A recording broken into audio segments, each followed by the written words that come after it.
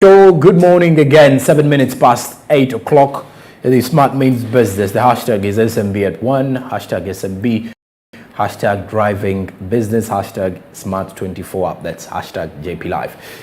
Good morning again. Now, in our first topic of discussion today, we're going to be looking at Uganda's tourism sector.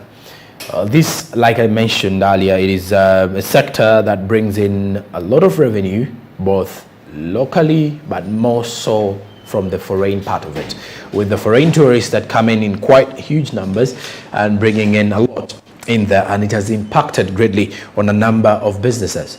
And yesterday, during the allocation and during this budget speech, it was the tourism sector was allocated 194.7 billion shillings, and this is to complement the private sector investment and support in its issue of recovery. That is according to the minister, and he did mention that they are sustaining and upscaling investment in tourism infrastructure by setting up roads, ensuring that there is electricity connectivity in different regions around the tour area, and also security, and giving easy access to recovery financing through the Uganda Development Bank. That is according to the Minister of Finance, and on how they're trying to shape up the Uganda tourism sector. It is one of those sectors that were greatly affected by the COVID-19 pandemic, and picking up from the recovery, which has also seen the growth of local tourism in Uganda, all domestic tourism. Now, today, we're looking at Uganda's Uganda's tourism sector and its perspective, and a lot of the perspective is as well going to be focusing more on the issue of recovery and promoting Uganda's tourism. Joining me this morning is the CEO, Uganda Tourism Association, Mr. Richard Kawere. Good morning, sir. Good morning. Many thanks for joining us this morning. Thank you very much for inviting me and hosting me, basically to discuss about one of the most interesting sectors for this economy. Okay, and let's break it down in a simpler way. Uganda Tourism Association, is it an association that gathers tourism companies, or is it an association that gathers to just the tourism sector in general? Okay, great. For our listeners, maybe to really understand what Tourism Association is, Uganda Tourism Association is the apex umbrella body that brings together all private sector players in the tourism trade. The tourism trade is arranged in such a way that it has subsections, or you can call them subsectors, which include the hospitality, which you call the hotels, restaurants and lodges. We have the tour operators who are associated under the association with the Uganda tour operators. We have the travel agents, we have the safari guides, we have the communities, we have those associated under conference MICE. Then we have the professionals who are the employees in the tourism sector associated under the Hotel General Managers Association.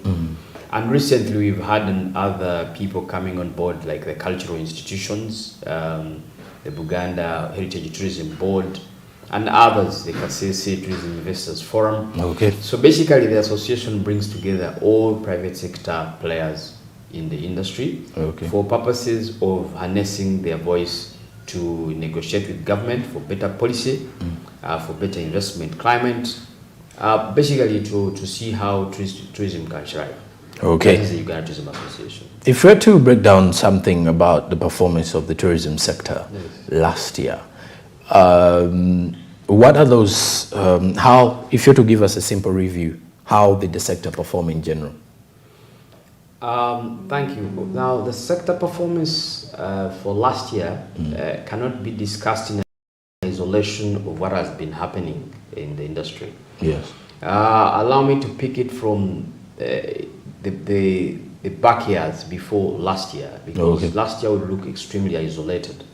The tourism industry pre-COVID was one of the best performing industries in terms of revenue, in terms of GDP contribution, almost averaging around 9.7, contributing about 6.3 towards jobs. When the COVID hit, like it hit, everybody went down. The industry was totally closed. That is during the total lockdowns that means the industry was not working at all.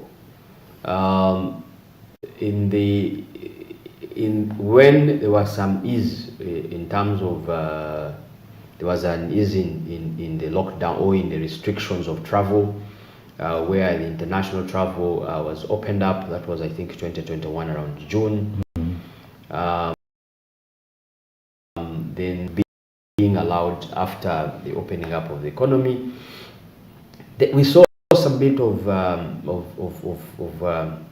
positives in the industry, where in totality last year we had about 400 arrivals into the country, and that contributed about you could think about 500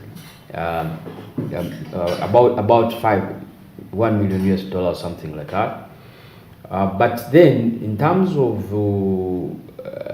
the individual businesses, the actual support or the actual reality came from the domestic tourists.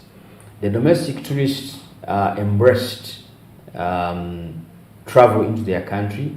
There were a number of campaigns that were done around last year, around August, September, November, December, encouraging Ugandans to take on their country, feel it, and love it.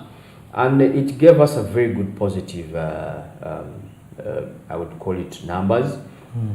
On average, last year there were over 189 and thousands traveling into the different attractions, which constituted about 56% of the tourists that were going to the different attractions. What did it show? It showed that gradually, if the income levels of the Ugandans in terms of disposable income increase, they have appreciated and are willing to take on their country. But from the international perspective, which brings us the foreign currency, which is the most important for our economy, the other economies who are recovering, the other economies who are trying to understand how prepared are we in terms of receiving them. And I want to say that the positives are being seen now, that the campaigns which were done in 2021 to give confidence to travelers that Uganda is safe, Uganda has put in place all the COVID necessary requirements for them, we are ready to receive them, are now giving positive results. You would see that most of our tour operators, some of our hotels are busy. You can call a hotel now in the attraction centers and they tell you we do not have space. So that shows that at least 2021 was the year for us to send the message. 2022 it has given a positive result. And we see that gradually if we continue the positive message, if we continue promoting in these source markets, we see that our tourism is about to bounce back. Maybe where we need to put a lot of emphasis is that we need to keep a positive presence in every source market. The people who are in charge of marketing this destination, who are the Uganda Tourism Board, our partners, need to be supported to have presence in each and these source markets. The private sector needs to be supported to be part of that presence in those source markets, so that now we can be able to generate the required inflows or arrivals into the country, which eventually bring the dollar. And now let's turn our eyes to Uganda's domestic tourism sector. In the last 2 years, domestic tourism in Uganda has actually been growing, with Ugandans picking up to at least try to explore their country. And this also would say it's because with the entertainment sector having been closed for 2 years, Ugandans had to at least mix the tourism with the entertainment, and then everything picked up from there. So when you look at the development of Uganda's domestic tourism, are we there yet, or there's still some key things that we need to cover up to at least say that the tourism sector has also picked up domestically? I cannot say that we are there yet. Okay. I would say we are on the baby footsteps of getting there. Okay. Because what happens is that for every country that you see that is very relies on tourism as its mainstay of its economy, you will find close to about 60% or 70% of the consumers of the product of tourism are domestic tourists. In Uganda, the studies we have still indicate a low consumption rate of domestic tourists, which is as low as even below 20%, meaning that out of the 40 million Ugandans, less than 1 million travel to these attractions that we have. So if we were to grow, we need to ensure that a very good percentage of our population enters or discovers and joins the consumption of the tourism services. And but what does this entail? What do we need to do? One, awareness is very key, telling the people, because most people think traveling is for the rich, traveling is for the Muzungus. So we need to debunk that thinking and say traveling is for everybody. You do not need millions to travel. There are spaces, there are accommodations, there are attractions that have that can cater for everybody. We call them budget. It depends which class of traveling that you would want. But also it calls back to us in the sector to design products, to design those products that the domestic client wants. In our recent studies, it indicates that if you want to attract Ugandans, you must tag them around events, around entertainment, music, and all that, around activities. So we in the sector, we are trying to ensure that we design as many events as possible. True. Currently, the Uganda Tourism Board, just yesterday, were discussing how to empower the MICE Bureau, how to empower UTB to put in place the MICE Bureau, which now will focus on the different events and how to mainstream them. So, supporting the entertainment industry to have as many events as possible outside Kampala is one way of growing the tourism industry.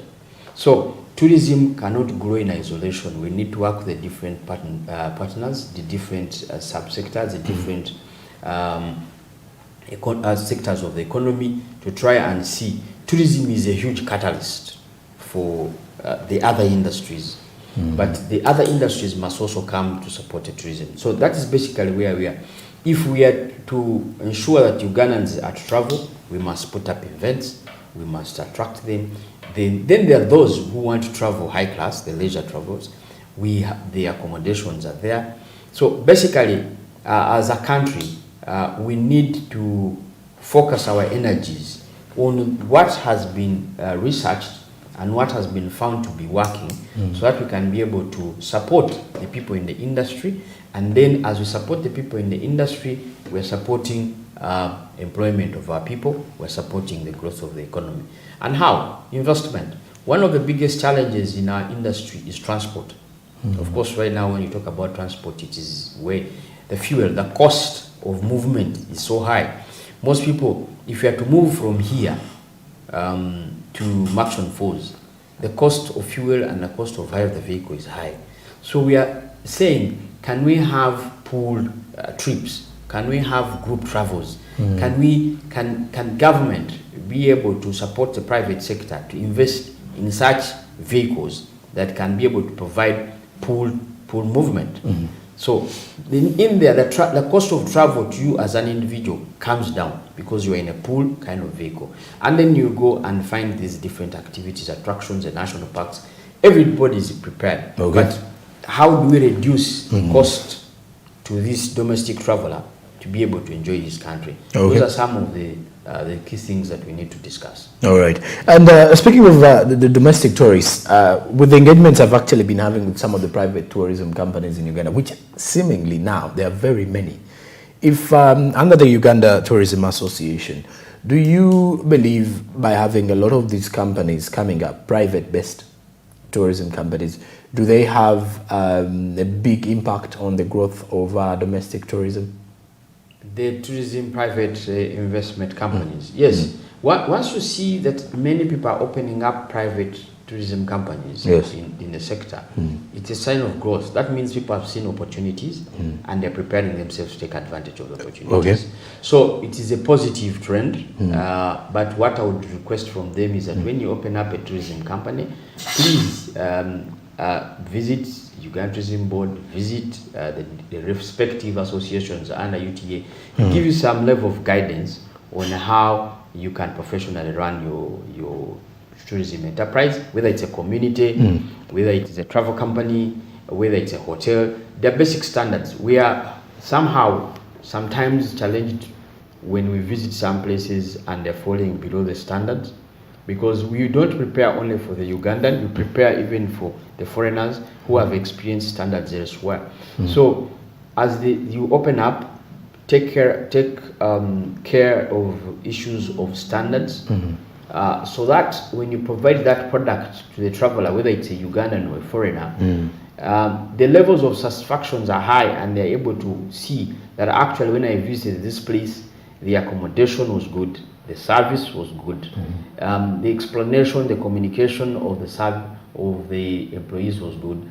So basically that also helps us to build our brand and also increase more business to people. So very good to open up businesses, but always ensure that you're following the right channels and the right standards. Okay. And after the break, meanwhile, we're going to be discussing a lot of, we're only going to be discussing 1, 2, 3. One is the recovery of the sector. Which ways or how can we recover as the tourism sector in Uganda? And also looking at the budget allocations, the 1.449 trillion shillings that was allocated to the tourism sector, as according to the national budget 22-23, as it was the allocation enough for the sector that is looking for recovery, or would they need more money out of the government as well? But also among the key aspects is looking at some of the challenges that the sector has been able to encounter, and have these challenges been addressed? Do we have solutions that have addressed? So if you're just joining in currently, stick around with me as I head into a commercial, because we are still discussing the Uganda's tourism sector, and this time around looking at promoting and the recovery of the tourism sector in general, because basically it's a sector that is actually booming lately from the local perspective or from the domestic perspective, something which wasn't the case back then, a few years back, when it was mainly looked at as an adventure for the tourists in the country or for the foreigners in the country. It is just of recent, in the last 2 years, that domestic tourism has been shaping up, and most Ugandans have also picked up from there to continue exploring their motherland as well. Stick around with me. We're discussing recovery, national budget allocation, and challenges after the break. It's Quick 15 after the break. Good morning.